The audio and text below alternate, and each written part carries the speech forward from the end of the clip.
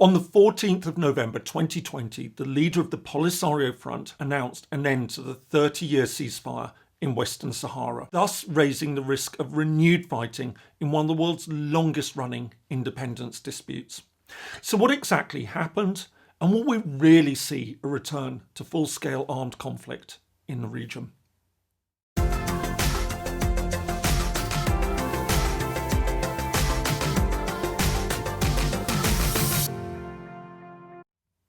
Hello, if you're new to the channel, my name is James Kerr-Lindsay, and here I take a look at international relations, conflict, and the origins of countries. Around the world, there are numerous groups vying for independence.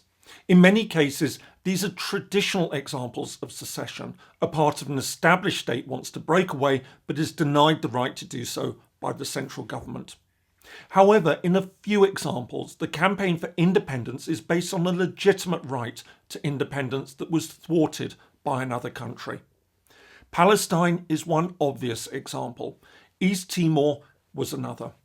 And then there's Western Sahara. Once described as Africa's last colony, Western Sahara is by far the largest and most populous of the 17 territories around the world that are still on the United Nations list of non-self-governing territories. By all accounts, Western Sahara should be an independent country and a member of the United Nations.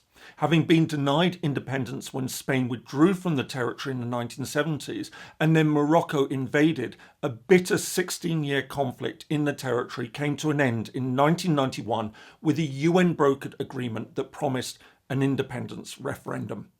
However, almost 30 years later, the vote is yet to happen.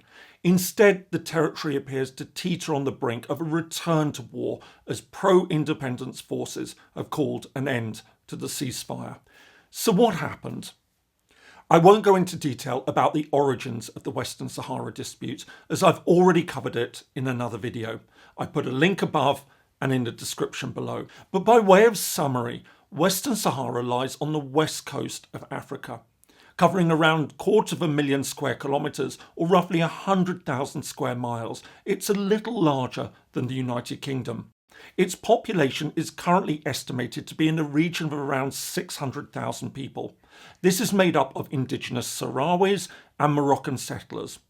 While it's strongly suspected that Moroccans now represent half of the population, if not more, exact figures and proportions are hard to ascertain.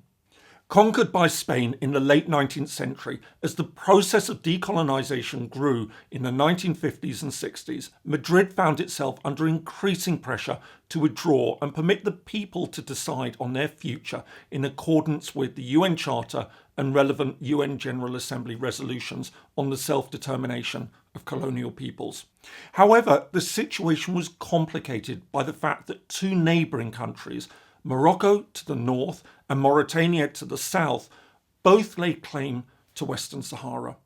Meanwhile, an indigenous liberation movement, the Polisario Front, was established to secure the territory's independence. Facing the possibility that the territory could become independent in its own right, Morocco and Mauritania referred their claims to the territory to the International Court of Justice. However, in October 1975, the court ruled that they didn't have a historical claim to the territory and reaffirmed the inhabitants' right to self-determination. While this should have opened a way for a referendum on independence, Morocco and Mauritania now took matters into their own hands. In November 1975, over 250,000 Moroccans, supported by Moroccan troops, crossed into Western Sahara. At this point, Spain decided to abandon the territory, allowing Morocco to move in from the north and Mauritania from the south. This sparked fighting with Polisario forces. On the 26th of February 1976, as Spain announced its final withdrawal, Polisario declared the creation of an independent Sahrawi Arab Democratic Republic. However, the new country's hopes of full statehood had already been thwarted. Morocco was in effective control of the northern two-thirds of the country and Mauritania the southern third.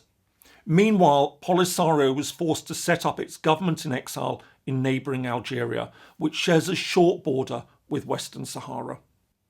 In the years that followed, Polisario took on both Mauritanian and Moroccan forces. While Mauritania in fact gave up its claim to the territory and withdrew in August 1979, Morocco, which immediately moved in to take control of most of the newly vacated land, remained determined to hold on to what it referred to as its southern provinces. To consolidate its position, Morocco began constructing a series of highly fortified sand walls to prevent Polisario incursions. This left Morocco in effective control of around 80% of Western Sahara. Meanwhile, Morocco also cemented its position in other ways, most notably as Sahrawis fled the territory to neighbouring Algeria, where over 100,000 live in refugee camps to this day. Morocco began encouraging mass settlement in Western Sahara. But while Morocco was strengthening its position on the ground, it was losing the diplomatic battle. Its claim to sovereignty over Western Sahara was rejected by the international community, and in 1984 it withdrew from the Organisation of African Unity, OAU, the forerunner of the African Union, following the body's decision to admit Western Sahara as a member. Nevertheless, in 1988, the United Nations and the OAU brokered a peace agreement. Morocco and Polisario agreed to a referendum on self-determination. 3 years later, on the 29th of April 1991, the UN Security Council passed Resolution 690, establishing the UN mission for the referendum in Western Sahara, MINURSO, as well as creating the conditions for a vote on the territory's future that would offer the inhabitants a choice between independence and integration with Morocco. The UN was also tasked with monitoring a ceasefire between the sides. Despite the agreement to hold a referendum, in the years that followed, very little progress was made towards this goal. Officially, the vote was blocked over a question of who should have a right to vote in the referendum. In truth, it became clear that Morocco didn't want to relinquish its hold over Western Sahara. This was seemingly confirmed in 2006 when it unveiled new proposals offering the territory autonomy instead of independence. More recently, Morocco has also launched a diplomatic offensive to win support for its position, amid signs that countries are increasingly wavering. It rejoined the African Union in 2017, and in 2019 the EU cut a trade deal with Morocco that included Western Sahara. Meanwhile, in addition to encouraging countries to withdraw their recognition of Western Sahara, Morocco has also persuaded 15 states to establish consulates in the territory, including most recently the United Arab Emirates, the first Arab state to do so. Despite all this, intermittent talks continued between the sides under UN auspices. And notwithstanding occasional incidents along the buffer zone, the ceasefire between the sides continued to hold. Until now. So what happened?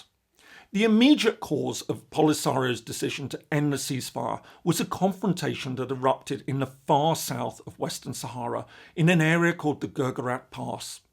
This lies on the Polisario side of the UN-controlled buffer zone.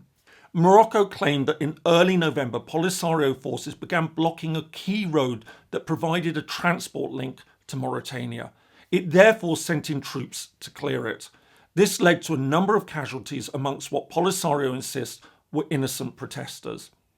Arguing that the UN had failed to act to keep Moroccan forces out, Polisario announced the end of the ceasefire. While the confrontation in Guerguerat was certainly the catalyst for the decision to end the ceasefire, in reality there's obviously a lot more behind it. A relatively small incident like this can't really explain a decision to end a 29-year ceasefire. In truth, it's been a long time coming, and there are in fact a range of factors at play. Most obviously, Polisario's decision seems to be driven by frustration with the peace process, or what little remains of it. There's been no discernible progress for quite some time, and there were no talks at all between 2012 and 2018. And talks are again at a standstill after the UN envoy resigned in May 2019 on health grounds and has yet to be replaced, although the UN insists that it has been trying to find a suitable appointee. Secondly, it seems to be driven by a genuine concern about the pace and extent of integration. Year by year, Morocco is increasing its hold over the territory. In a recent speech to mark the 45th anniversary of the march into Western Sahara, the King of Morocco stated his personal commitment to reaffirm the Moroccanness of the Sahara and exploit its enormous maritime potential. Thirdly, Western Sahara appears to be losing diplomatic ground. Morocco's effort to encourage countries to recognise its control over the territory appeared to be bearing fruit. Apart from the growing number of consulates opening there, in recent months there's even been suggestions that the United States could be on the verge of formally recognising Morocco's sovereignty over the territory as part of a plan to encourage Morocco to recognise Israel. Although this has been denied by Washington, this was certainly not beyond the realms of possibility, given the Trump administration's concerted efforts to persuade Arab countries to recognise Israel in recent months, a policy that saw the United Arab Emirates, Bahrain and Sudan do so. Fourthly, the situation on the ground in the refugee camps is deteriorating.